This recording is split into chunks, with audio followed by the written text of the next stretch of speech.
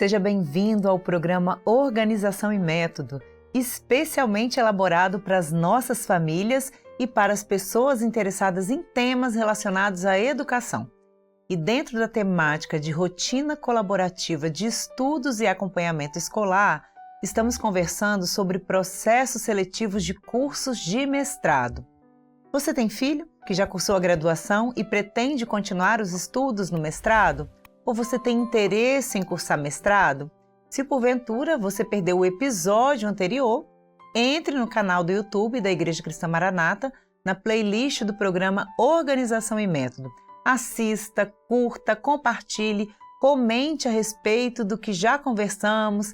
Tratamos de orientações específicas sobre 3 aspectos da seleção para ingresso nos cursos de mestrado.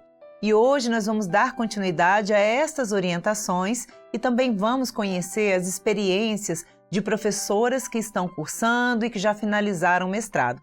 E agora você vê as irmãs que continuam conosco neste episódio. Eu inicio cumprimentando a minha parceira, amiga professora, Fernanda Becalha, paz do Senhor. Paz do Senhor, Késia. Uma alegria nós estarmos juntos e também 2 queridas professoras, professora Camila Ribeiro, a paz do Senhor. A paz do Senhor, Késia, a paz do Senhor, Fernanda. Professora Denise Vigini, a paz do Senhor. Paz do Senhor, professoras, uma alegria estar aqui novamente. E também os queridos irmãos da Igreja de Castanheiras, Ferriaço e Coqueiral, a paz do Senhor.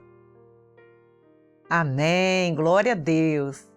Então, Késia, no episódio anterior, como você disse, nós tratamos de 3 aspectos dos processos seletivos dos cursos de mestrado que Denise e Camila tinham dúvidas e foram nos perguntando. São eles a avaliação do projeto de pesquisa, a avaliação do currículo Lattes e a avaliação da entrevista oral, que é a entrevista, a arguição sobre o projeto de pesquisa.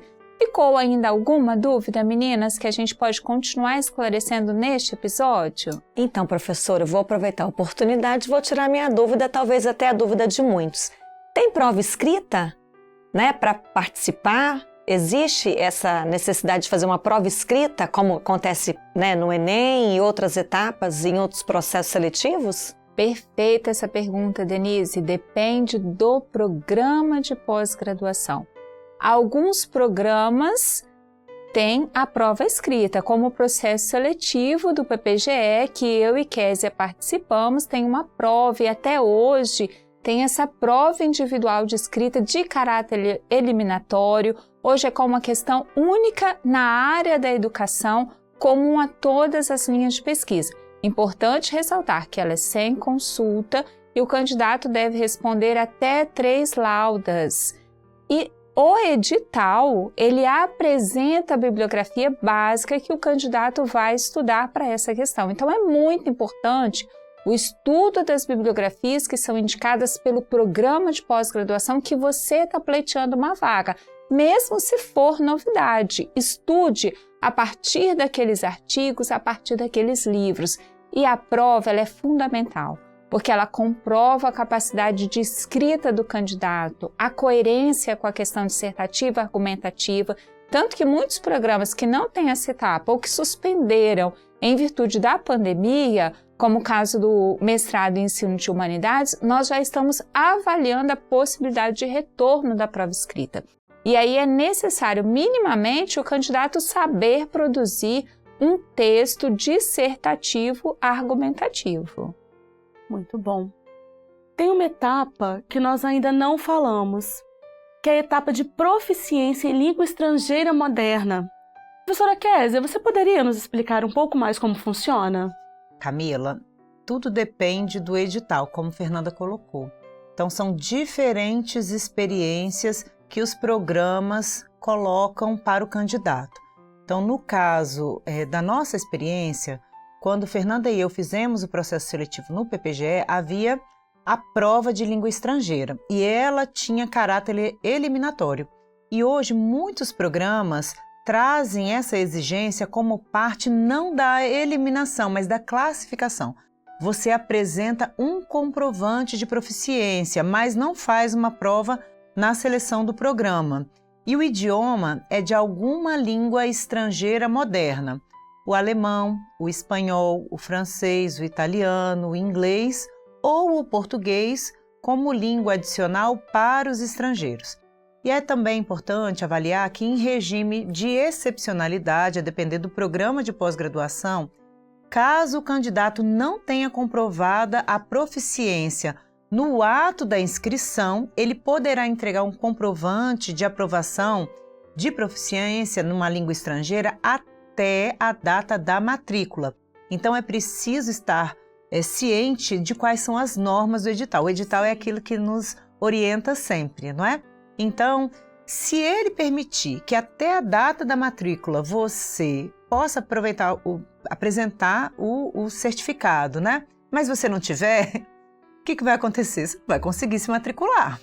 Sim. Então, se é do seu interesse cursar um determinado curso, é importante você conhecer quais são as normas anteriores e já se preparar com antecedência. Então, é extremamente necessário se ater às regras do edital para valorizar a sua condição de participação. E os programas mudam também, não é, Fernanda? Sim. Então, como a Fernanda colocou, quando nós fizemos a seleção, o meu programa, o programa de mestrado em Educação Física tinha prova, mas não trazia referências bibliográficas. Então, a nossa prova escrita, ela tinha uma compreensão mais geral de acordo com as linhas que estavam sendo apresentadas, mas não tinha referências. E quando nós fizemos a prova de doutorado, também não tinha referência explícita, foi sendo colocado depois. Alguns programas não trazem essa exigência da prova escrita e outros trazem mesmo com ou sem referências. E a prova de idiomas também é uma outra dimensão específica de cada programa. Né? Então, atenção ao edital do programa pleiteado, né? Tem isso, eu tive um orientador que falava isso, conheça o edital, qualquer coisa que você vai fazer, quais são as regras, é o edital quem vai te trazer essa orientação. Né? Eu tenho mais uma dúvida, vou aproveitar a oportunidade, Denise, né? Momento. É o momento, é agora. É sobre os temas, né, do nosso projeto de pesquisa. Porque o tema é, às vezes, tão abrangente, né? E às vezes a gente precisa limitar um pouquinho para atender ao edital e atender à expectativa do professor que tem um projeto já iniciado, como foi falado no episódio anterior. Vocês têm dicas para nos dar em relação à escolha do tema para o projeto de pesquisa? Denise, é fundamental essa pergunta. Aquele que não nos acompanhou, volte ao episódio anterior, quando a professora Kézia relatou. O professor tem um projeto de pesquisa que é como um guarda-chuva. E aí os mestrandos, né, aqueles candidatos que vão entrar, eles precisam conhecer esse projeto. Então, a primeira dica, assim, você precisa ter interesse pelo tema da sua pesquisa. Porque desenvolver uma pesquisa durante os 2 anos do mestrado requer o desejo do estudo a respeito daquela temática. E aí, uma segunda dica, Denise, conhecer então quais pesquisas que o professor orientador que você pretende submeter realiza, quais que ele orienta, porque dificilmente nós vamos conseguir aceitar um tema que se distancia muito do que vem sendo realizado. Simplesmente porque nós não conseguimos ter um tempo para estudar todos os temas que todos os candidatos propõem. Então, aprender sobre aquele assunto para depois ensinar para aquele mestrando. O professor, que é orientador de mestrado, doutorado, além das aulas na pós-graduação, ele tem aulas na graduação, ele tem aulas até no ensino técnico, como no caso dos professores do IFES, além das atividades de gestão. Então, como que você pode, Denise, conhecer o projeto de pesquisa que aquela professora que você deseja cursar o mestrado com ela? Você pesquisa o currículo Lattes. Lembramos que a Kézia falou da avaliação do currículo Lattes no episódio anterior, uma plataforma nacional que reúne todos os dados do pesquisador, os grupos de pesquisa. Entre no currículo Lattes daquele professor. Ali nós temos uma vida acadêmica, nossa vida acadêmica, né, Kézia, está toda registrada. Anteriores, os atuais, né? Isso. Quais são os projetos que nós já realizamos? Quais são os projetos de pesquisa que nós estamos realizando naquele ano que você vai submeter?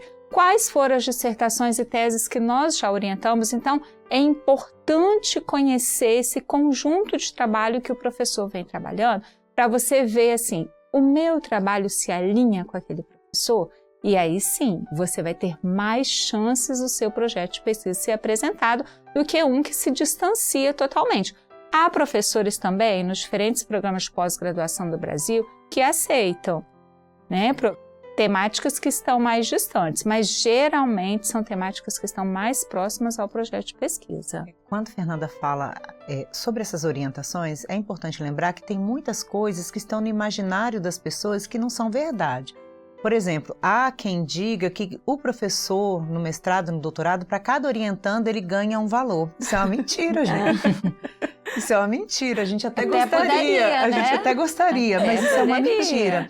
Há normas... Aqueles que dão trabalho teriam que ganhar mais. Pois é, há normas das agências de pesquisa da pós-graduação. Por exemplo, há uma norma que o professor ele só pode orientar por ano até 10 trabalhos. 10 trabalhos nos diferentes programas. Há professores que estão em mais de um programa de pós-graduação, estão dando aula no mestrado e no doutorado. Então, é importante, às vezes, um candidato fica frustrado porque se candidatou, teve boas notas e na última etapa não foi aprovado. É importante a gente destacar que, às vezes, ele não foi aprovado não é porque há alguma questão com ele, mas é por falta de vagas suficientes. Há critérios para eliminar também as notas, não porque ali ele está devendo alguma coisa ou foi mal na entrevista, mas porque nós temos um número de vagas específico para cada edital. Por exemplo, Fernanda estuda a alfabetização.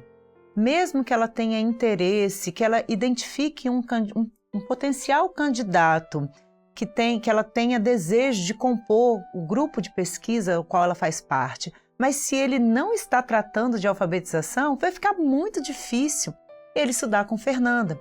Além disso, se o número de vagas já exceder, ela não tem como trazer um candidato só porque ele apresenta um bom projeto. Então, tem muitos elementos com critérios muito bem estabelecidos que orientam as diferentes seleções. No meu caso, eu estudo currículo e avaliação e políticas de infância. É muito difícil eu trabalhar com algum projeto que fale do ensino superior. Mesmo que eu goste, mesmo que eu já esteja trabalhando no ensino superior há 14 anos, o meu foco das minhas pesquisas são as políticas de infância.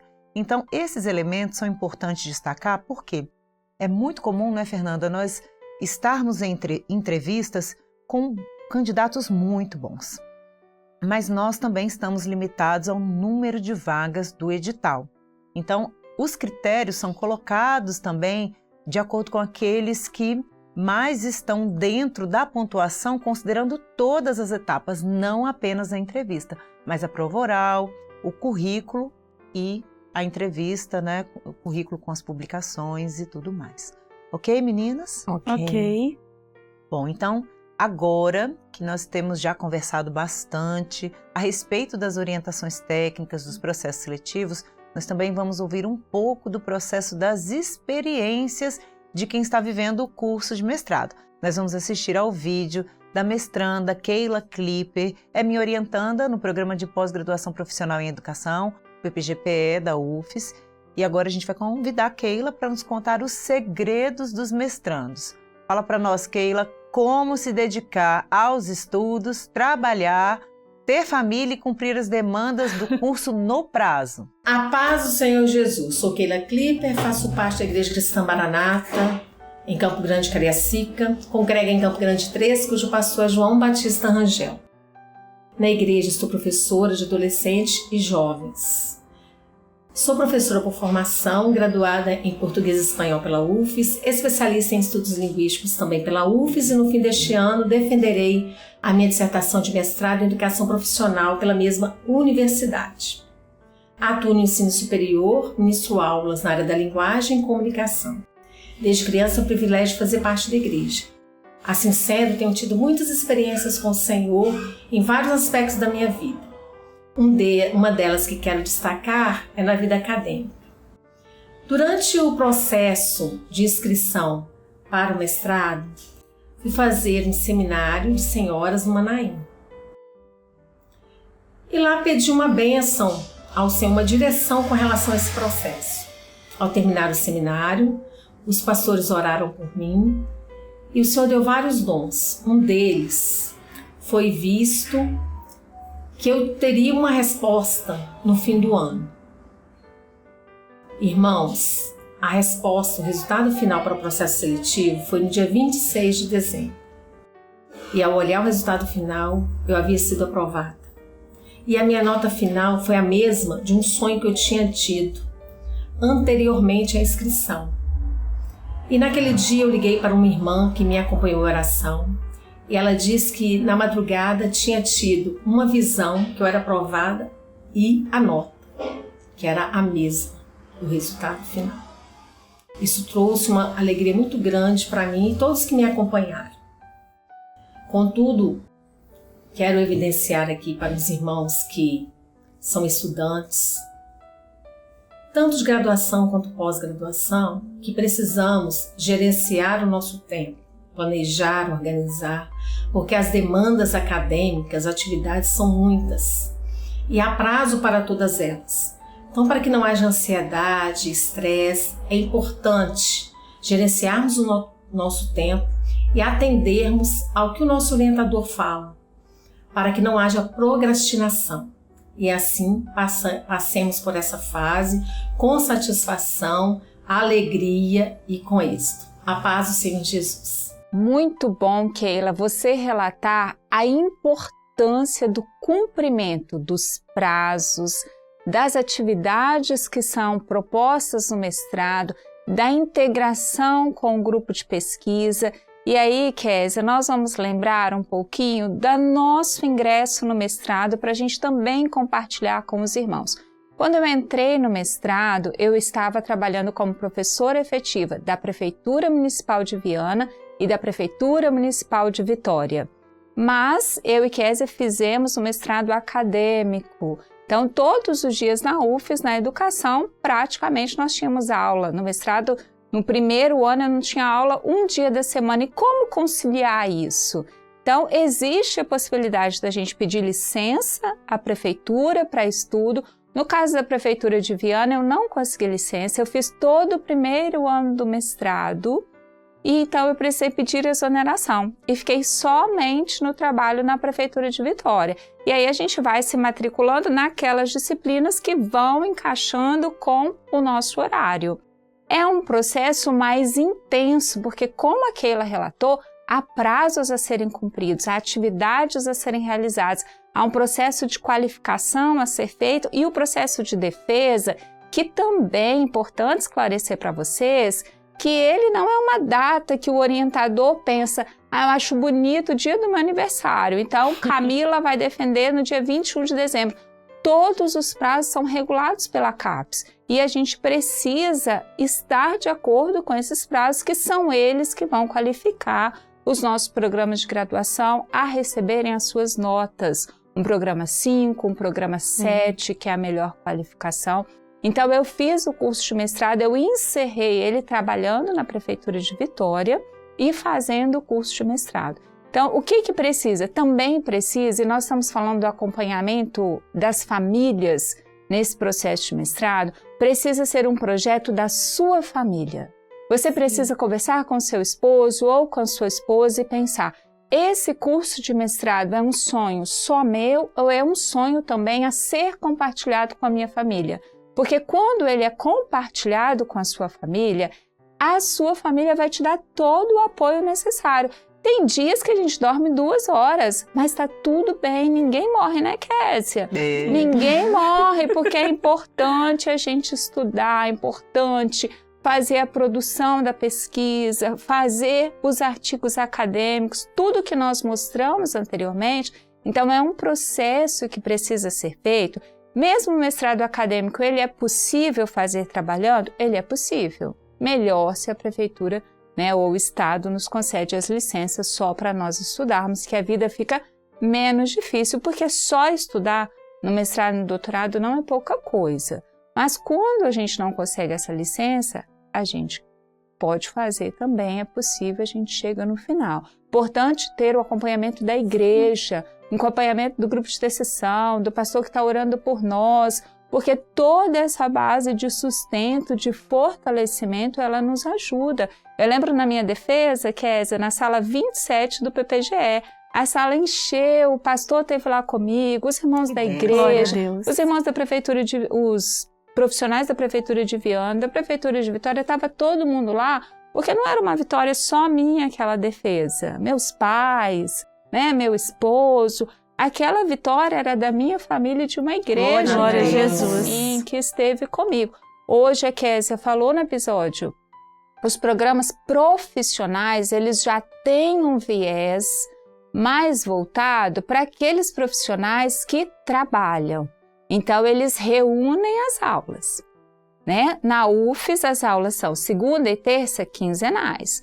No IFES, Humanidades, é segunda e terça semanal. O Educação em Ciências e Matemática é quinta e sexta, o mestrado semanal. Então, eles, para que você possa organizar a sua vida na escola, e está disponível esses 2 dias para estudar. Conta um pouquinho como é que foi seu processo, Kézia. Você estava de licença desde o início, tenho certeza. Pois é, não é essa a experiência que eu tenho para contar. Eu também fiz mestrado e doutorado no programa acadêmico. E meu sonho era ser professora na educação infantil. E eu tinha conseguido passar no processo seletivo das prefeituras de Vitória e de Cariacica, mas eu trabalhei muito pouco, porque era muito difícil conciliar os trabalhos com o mestrado.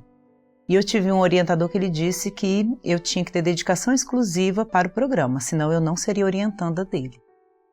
E aí eu pedi para sair das prefeituras. É muito difícil ser aprovada no concurso, para mim foi bem difícil pedir para sair, mas eu fiz uma prova de fé e depois, com o tempo, eu consegui uma bolsa de estudos. E na semana da defesa, também foi um pouco antes do nascimento da minha filha. Eu concluí o mestrado grávida da Isabela, minha primeira menina, e fui aprovada mais uma vez no concurso da Prefeitura de Vitória. Entrei direto de licença maternidade e ao final deste ano fiz a prova para o doutorado e passei também. Amém. Naquele ano, eu me lembro que os colegas, né, da UFES falavam, não, mas é muito difícil você ser aprovada, né, no doutorado, e mais ainda se você conseguir levar o curso. E realmente era muito difícil, porque como a Fernanda falou, para o mestrado acadêmico a gente tinha uma demanda de ler um livro por aula, não era por semana. Então nós tínhamos 3 disciplinas em uma semana, para cada disciplina nós tínhamos que ler um livro e fazer uma síntese e apresentar trabalhos. Então, quando eu entrei no doutorado, era muito comum que eu chegasse do trabalho da manhã, ia para o doutorado, para as aulas à tarde, e aí tinha uma filha bebê, né? Então eu colocava ela para dormir e até às 10 da noite eu estava dormindo e às 2 da manhã eu começava a acordar para começar a estudar e a trabalhar. Então não era uma coisa simples. Até hoje eu acordo de madrugada porque essa foi uma demanda de muitos anos. E eu também terminei o doutorado grávida do meu segundo filho, o Lucas. E aí quando eu fui fazer pós-doutorado todo mundo ficou, vai vir mais um bebê. Mas o projeto do Senhor é de 2. Mas o que a gente quer dizer Glória com a isso Deus. é que, independentemente, né, do processo, é muito difícil. Estudar, que nós estamos aqui incentivando, é uma prova de fé. E como a Fernanda bem colocou, um projeto da família. Amém. Né? A família deu suporte, o Senhor foi direcionando as escolhas e também sustentando todo o processo. Não foi simples. Mas eu me lembro que um dos dons que eu recebi no início do processo foi que o Senhor estava me sustentando pela minha mão mirrada. E que ao final dos anos, ao longo dos anos, as pessoas iam se lembrar muitas vezes, fazendo menção àquela vitória. Então, ao final do primeiro ano, como eu fui a primeira defesa do programa de mestrado, todas as seleções anteriores eles me chamavam. Essa é a professora Kézia, que foi a nossa primeira defesa do mestrado. Aí no ano seguinte, essa é a professora Kézia, que foi a primeira defesa, e agora está no doutorado. E no outro ano, essa é a professora Kézia, que foi a primeira defesa, está finalizando o doutorado e já é professora na UFES. Então foi um processo que o tempo inteiro nós vimos a mão boa mão do Senhor, Amém. Glória a cuidando Deus. de todas as coisas, Glória a sustentando Jesus. aquilo que para nós era muito difícil, impossível. Das escolas de onde nós viemos, nós falamos de uma realidade de vir de escolas públicas, então fazemos questão de compartilhar essas experiências com muita alegria. Muito importante, Kézia, esses aspectos, porque nós não temos um relato de luxo, né? Um relato de professoras dos municípios, depois que nós fomos para a universidade, eu fui para o Instituto Federal, e que enfrentamos também muitos desafios nesses processos, mas em todos eles o Senhor nos sustentou. Glória a Amém. Deus. E Glória nós a queremos Jesus. fazer um convite para você que nos acompanha neste momento a lermos no livro de Josué, capítulo 14, os versos 7 e 8, que dizem assim: Da idade de 40 anos era eu, quando Moisés, servo do Senhor, me enviou de Cades Barneia a espiar a terra, e eu lhe trouxe resposta, como sentia no meu coração. Mas meus irmãos que subiram comigo fizeram derreter o coração do povo.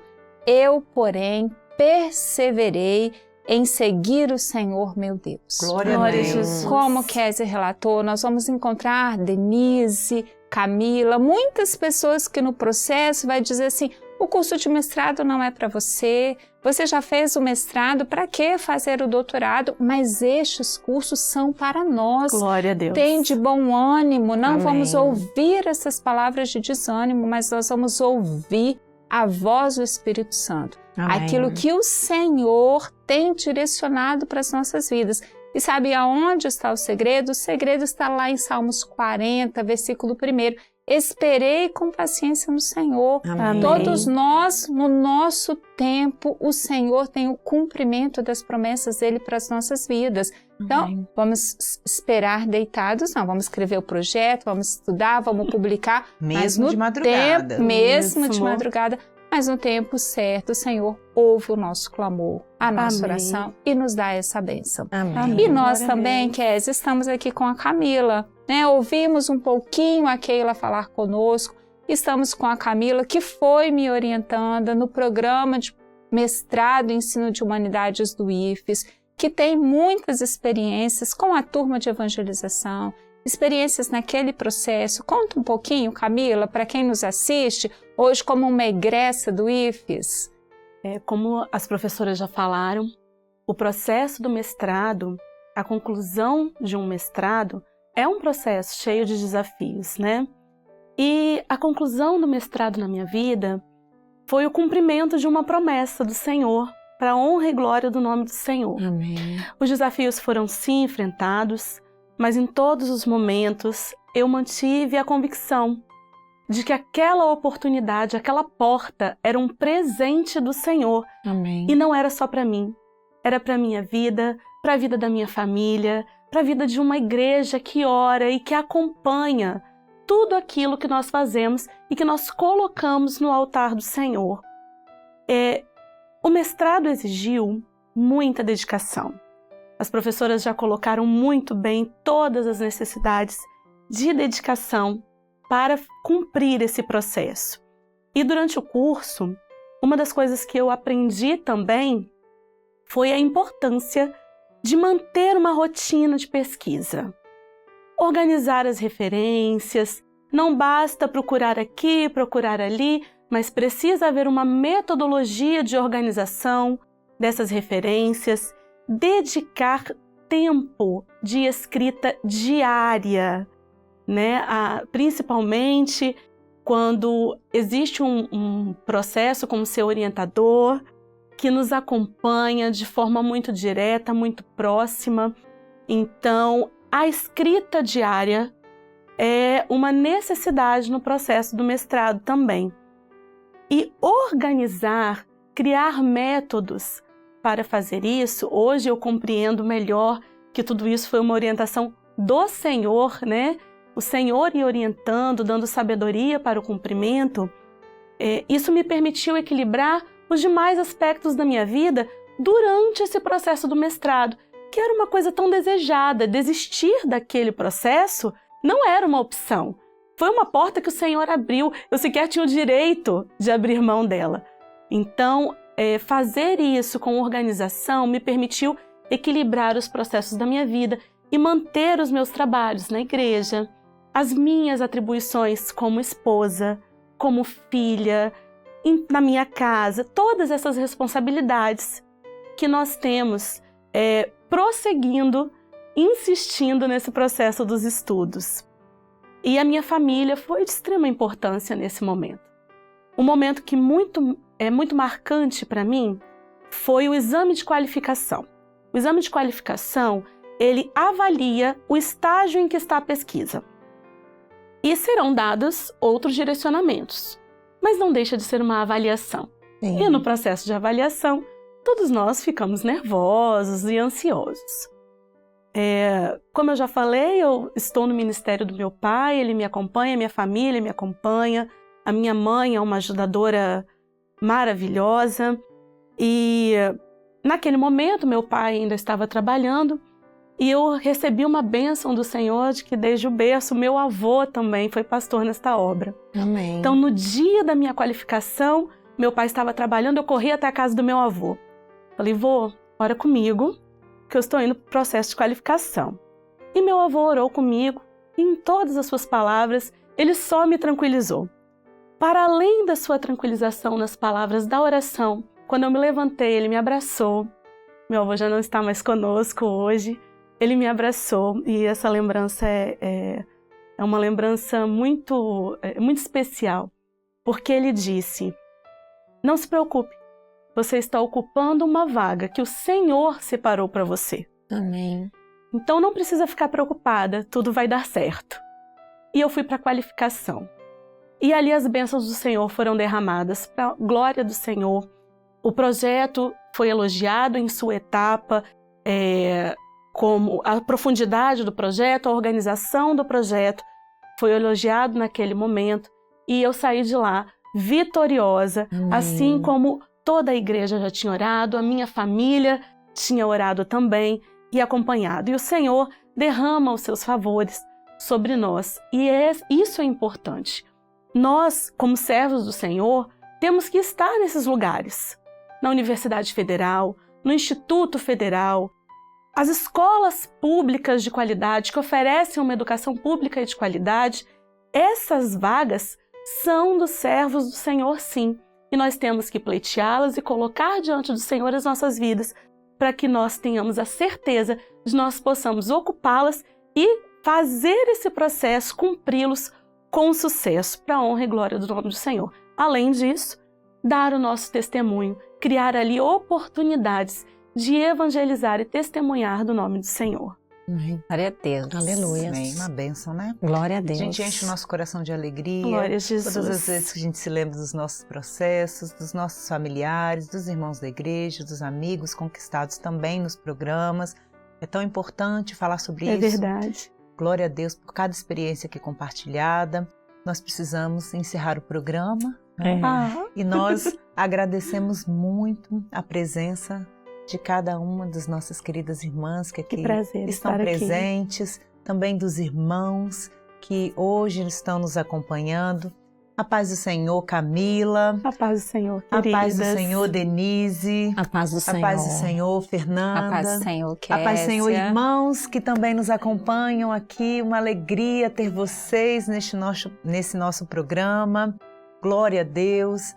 Bom, e para você que está nos acompanhando, nós desejamos que você tenha se sentido incentivado a também permanecer estudando, no mestrado, no doutorado, no pós-doutorado. Então, escreva para nós de onde você fala, de onde você é, compartilhe conosco as suas experiências por meio do Instagram, @icm.organização e método. Mostre para nós como tem sido a sua organização dos seus estudos, os desafios de sua família e as estratégias que tem buscado juntos no Senhor. Amém? Amém. Que o Senhor nos abençoe grandemente. A paz do Senhor Jesus. Amém. Amém.